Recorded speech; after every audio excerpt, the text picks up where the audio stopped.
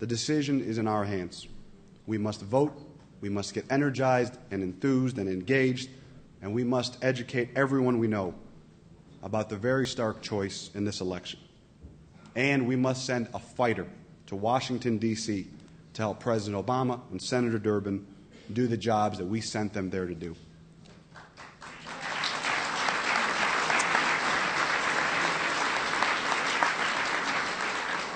And speaking of fighters, it is a tremendous honor for me to introduce my friend, my mentor, one of the greatest fighters I have ever encountered, our President of the United States of America, President Barack Obama.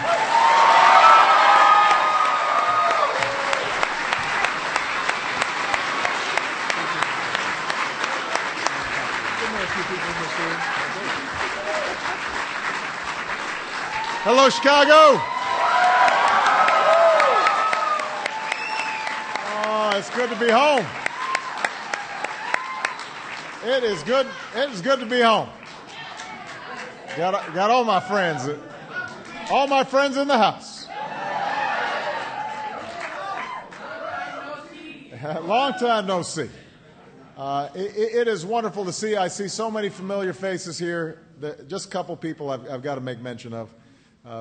First of all, he may be in my remarks, but I just want to say that there is nobody who was a better partner to me when I was in the United States Senate, nobody who is a better friend to working families here in Illinois, and nobody who is a better debater on the floor of the United States Senate than the man to my left, Dick Durbin. So, love Dick Durbin. Love Dick Durbin. I love Loretta Durbin more. She's here. She's here.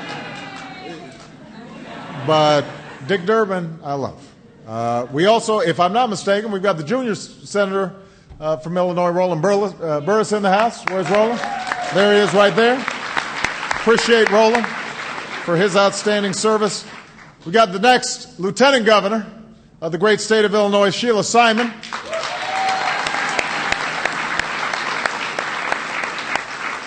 Who, by the way, knows a little bit about good senators. Congressman Danny Davis is in the house. Congresswoman Jan Schakowsky is here. Love Jan. Attorney General Lisa Madigan is here.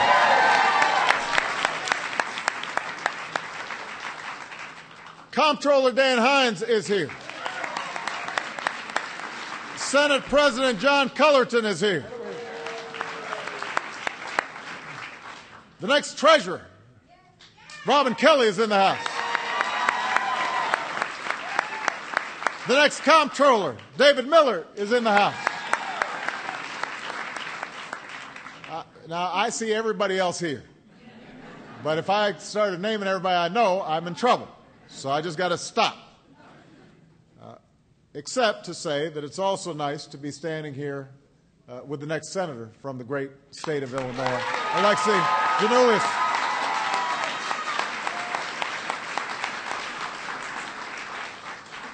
Alexi's my friend. I know his character. I know how much he loves this country. I know how committed he is to public service. He has been a great advocate on behalf of the people of Illinois, and he's in this for the right reasons. He's not in it for the special interests. He's in it for your interests. You may not always agree with him, but you always know where he stands. He's comfortable in his own skin. He doesn't shift with the wind. He doesn't pretend to be something that he's not. You know who he is today and who he'll be tomorrow, and that's important. You can trust him. You can count on him.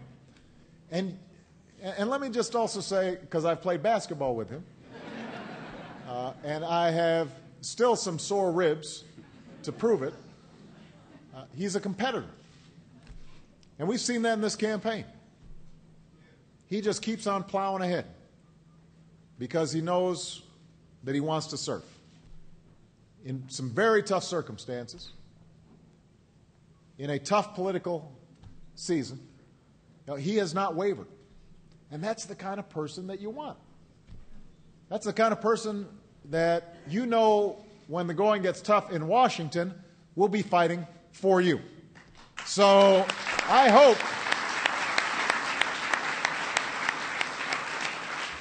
you're fired up in these last few weeks. I need you to be fired up and ready to go. I need it. I need that because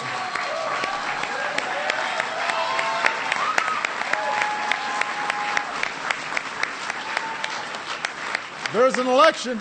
There's an election, in case you were curious, on November 2nd.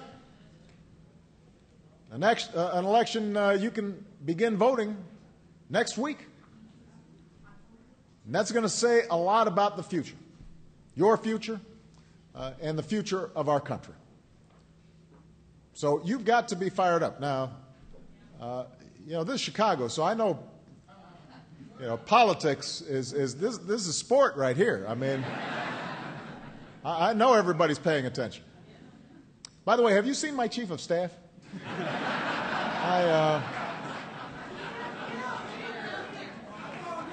I was like looking around. It's like, what happened?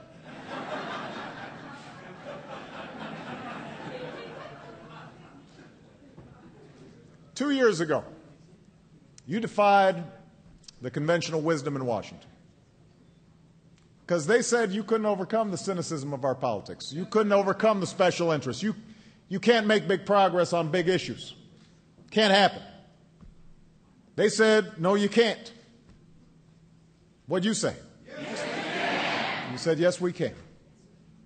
But, sometimes I feel as if we had such a high on election night, and then there was the inauguration, and, Bono was singing, and Beyonce, and everybody from Chicago went to Washington and was having a big party. But I have to remind you that the victory in that campaign didn't deliver the change that we needed. It just gave us the chance to make change happen. That was the start, not the finish of the journey. And it made each of you a shareholder in the mission of rebuilding our country and reclaiming our future. And I'm back today because 2 years later, the success of that mission is at stake. After that last election, it was my hope that we could pull together, Democrats and Republicans, and start dealing with the worst crisis we had seen since the Great Depression. That was my fervent hope because we may be proud Democrats, but we're prouder to be Americans. And there are Republicans across the country who feel the same way. But the Republicans in Washington, they had a different idea. They knew it was going to take more than 2 years to climb out of this mess that they had created. They knew that by the time of this election, the midterm election, that there'd still be people out of work, that people would be frustrated. And they figured if they just sat on the sidelines and just said no, opposed every idea I offered or Dick offered or Jan offered or Danny offered, if they spent all their time attacking Democrats instead of attacking our problems, then they'd have a chance to prosper at the polls. That was their calculation. So they just spent the last 20 months saying no. Even the policies that they had supported in the past. They said no to middle-class tax cuts. They said no to help for small businesses. They said no to a bipartisan deficit reduction commission that they had co-sponsored. And when I was for it, suddenly they were against it. If I said the sky was blue, they said no. If I said there were fish in the sea, no. Their calculation was, if Obama fails, we win. They were very explicit about it. Now, they figured that political game would get them through an election. But I knew it wasn't going to get America through the crisis. So I made a different calculation. I made a different choice. I took whatever steps were necessary to stop the economic freefall with the help of people like Dick, with the help of people like Jan and Danny. Even if those measures were not popular, even if they were not easy, Because you did not send me to Washington to do what was easy. You didn't send me to put my finger out to the wind and measure which way the wind was blowing and try to figure out how to stay in office. You elected me to do what was right. That's why you sent me.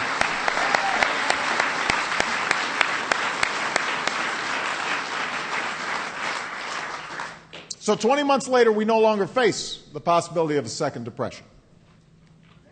Our economy is growing again. The private sector has created jobs for 8 months in a row.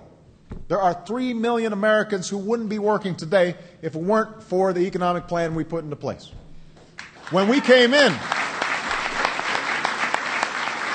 when I flew in on Air Force One and we landed in O'Hare, there were a group of folks greeting us there, and there were a group of folks who had gotten jobs directly as a consequence of the Recovery Act. And so we know that we did the right thing. But look, we've still got a long way to go. Because the hole that we're climbing out of is so deep, there are still millions of Americans without work. The 6 months before I was sworn in, we had lost 4 million jobs. We lost 750,000 the month I was sworn in, 600,000 the 2 months subsequent after that. And so most of the 8 million jobs we lost were before any of our economic plans took effect. And that means we've got a big hole to fill. There are still millions of families who can barely pay the bills or make a mortgage. Middle-class families who were struggling to get by before the crisis hit are still treading water. So, of course, people are frustrated. Of course, people are impatient. I'm impatient. But the other side decided we're just going to try to ride that anger, that frustration to the ballot box without offering any serious ideas about how to solve our problems. And now the pundits are saying, well, the other party's supporters, they're more excited. They say all of you who worked so hard in 2008 might not be as excited this time. You might not be as energized. You might not care as much. You don't mind if the same politicians and policies that created this mess, left the economy in a shambles, return to Washington. That's what the pundits are predicting. They're basically counting on y'all having amnesia. But I think you're wrong, Chicago. And it's up to you to prove them wrong. It's up to you to defy the conventional wisdom once again. It's up to you to show the pundits that you love this country too much to let it fall backwards. You are ready to move forward. You've got to show them that you're ready to fight for our future. Because this election is a choice. Don't mistake the situation here. The choice could not be clearer. Because it's not as if the Republicans, they went off into the desert and meditated and said, after 2008, they said, boy, what did we do wrong? We got this, as a consequence of our stewardship, the whole economy is in meltdown. What? That's not what they did. They didn't come back with a set of new ideas. They haven't changed their agenda since the last time they ran Washington. The chairman of one of their campaign committees promised that if Republicans take control of Congress, they will follow, and I'm quoting, the exact same agenda they pursued during the last administration. And we know what that agenda was. You cut taxes mostly for millionaires and billionaires. You cut regulations for special interests. You cut investments in education and clean energy and research and development and technology. So basically, you just put blind faith in the market. We let corporations play by their own rules. We leave everybody else to fend for themselves, and somehow America's going to prosper. Here's the thing, though. We know what happened. It's not as if we didn't try that. We tried it for 8 years. It didn't work. It didn't work for middle-class families who saw their incomes fall. Wages went down 5% between 2001 and 2009 when they were in power. That's not according to me. That's according to the Wall Street Journal. Job growth was slower during that period than any decade since World War II. These guys are talking about jobs now? They had 8 years, and it didn't work.